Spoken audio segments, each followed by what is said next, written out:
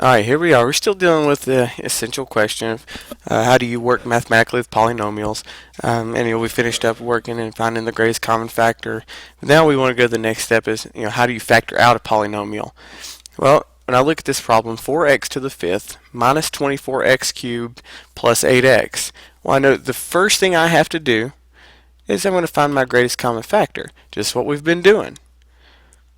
So here, as I look at this, what can I get to get 4 and then x to the fifth? Well, I know 2 times 2 is 4. And then I have x to the fifth, so 5x's. 2, 3, 4, 5.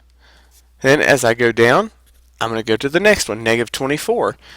What factors can I get of that? I'm going to say, well, to get 24, I can say 6 and 4. So that's going to be 3 and 2. 3 times 2, which is 6, times 2, that's 12, times 2. And then I have 3 x's. 1, 2, 3. I'm going to go ahead and put this minus sign way out here, and it's not going to come into play right now, but it will here in just a minute. So then now I look at my 8. I have 2 times 2, which is 4, times 2. Well, that's 8. Then I have 1x. Let's bring that x down here. So I know now to get my greatest common factor, I've got to look and see what's in common in all of them. So here we go. I go 2's. I have one set of 2's right here. Then I have 2 sets of 2.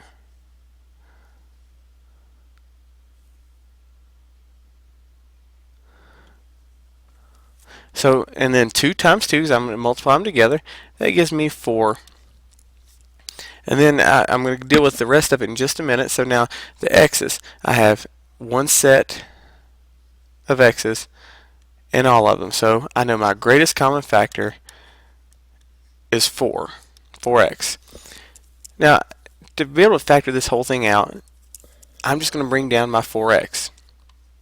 That's my greatest common factor. It goes on the outside of the parentheses.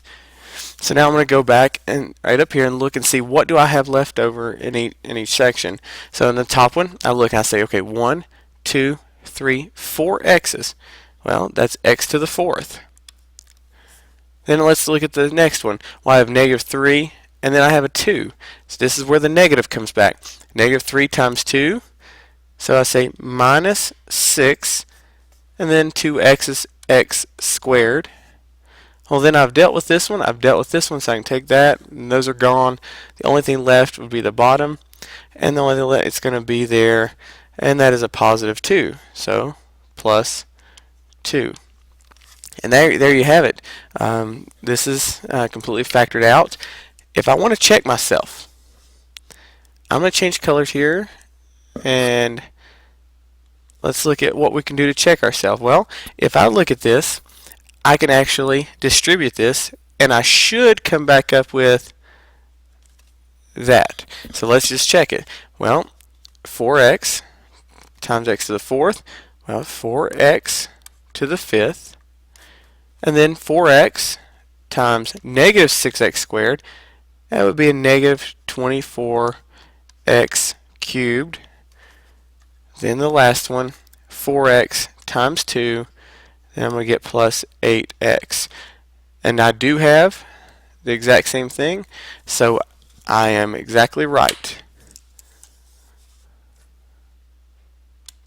Alright, let's look at one more, and then I'm going to show some FOIL before my time is up.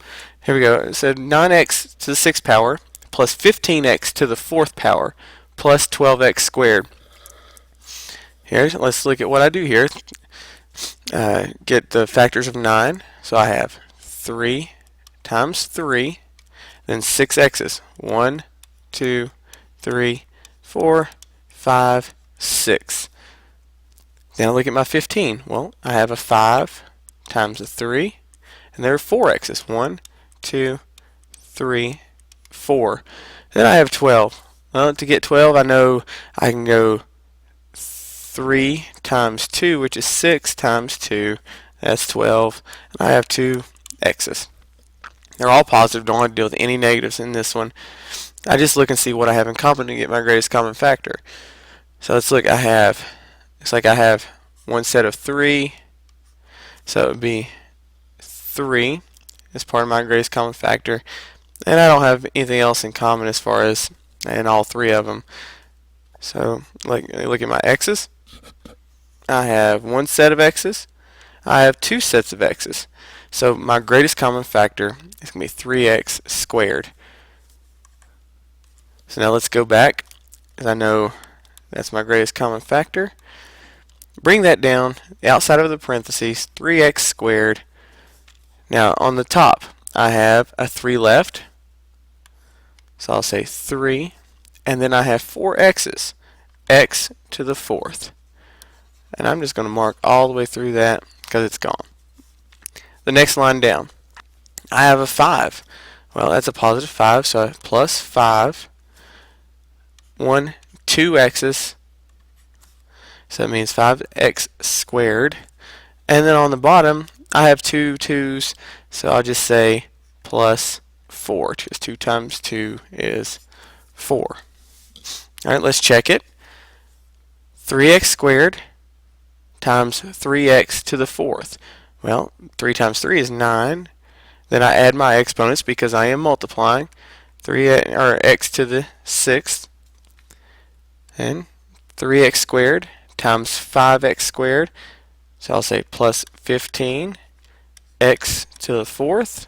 And then the last one, 3x squared times 4. And that will give me plus 12x squared. And that is exactly like what we had when we started. So we did it right. Alright, now let's move on here. I'm going to go over a few and just talk about FOIL. I mean, this is just one strategy that you can use, and like I said in class, as you get to Algebra 2, you're going to learn all kinds of different things you can do with these things. But let's see, right here, I want to use FOIL. I'll go first, outside, inside, and last. But I really want you to focus on the term distributive property. We will use the term FOIL, but you got to keep in mind it's all about using the distributive property. So my first, well, I'll look at the first 2 numbers.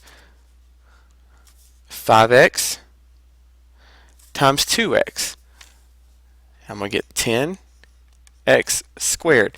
That's because they're the first terms. Well, then I'm going to distribute the 5x times 1. Well, 5x times 1 is going to be a plus 5x. So I've distributed the 5. Now I'm going to go back and distribute the negative 3. And I got my front, my outside, my inside. I'm going to distribute the negative 3. Pay attention to make sure you don't miss that negative, or that will mess you up big time. So negative 3 times 2 minus 6x, and then negative 3 times 1 is just going to be minus 3. Well, before I go on here, I notice I have some like terms. So I have positive 5x minus 6x. Alright, so I can bring down my 10x squared. 5 minus 6 is going to be a negative 1, or negative x minus x. I'm going to put the 1 there just because to see the number, to show that it's there. And then bring down my negative 3. 10x squared minus 1x minus 3. Alright, and let's do one more. Alright, if you notice, it's all about the multiplication. So first thing we got to do again is distribute. I'm going to change colors again. Alright, so the first thing, 3x times x, that's going to be 3x squared. Front, or the distributive property here, 3x times 2, and that's going to be a positive 6x. And then let's go to the negative 4. we distribute the negative 4 to the x, minus 4x, and then the last one, negative 4 times 2 minus 8. Here, combine my like terms, 3x squared, 6 minus 4, so I've got to get plus 2x minus 8. Again, here, as I work through this, my final solution, 3x squared plus 2x minus 8. Alright, while we're at it, and while I still have just a little bit of time, I figure I'll go ahead and, just like we did in class today, I'm going to scroll on over and work one like we did. How do you multiply a trinomial and a binomial? Just a little bit of review from what we did today. We're still using the distributive property. Nothing's really changed with that. We're just building to it and seeing a different look. So my whole goal when I distribute, there's 2 or 3 different ways you can do it. It's just whatever you're comfortable with. I like to set things up so I can keep them in order. So that's why I'm going to start and I'm going to distribute. I'm going to rewrite these things. I'm going to say 3x squared plus x minus 5. And all I'm going to do is bring the 2x minus 7 down and line them up just with exactly the same variable. That way everything is in line. Here's where my distributive property comes into play. Right here, so I say now, I'm going to work kind of backwards, distribute my negative 7. Well, negative 7 times 3x squared, I know that's going to be negative 21x squared. So I've distributed right here. So now I'm just going to distribute again to the x. So negative 7 times x is going to be minus 7x, and negative 7 times negative 5, negative negative, makes that a positive, plus 35. So I'm done with the negative 7. Then all I'm going to do now is go back and I'm going to distribute the 2x.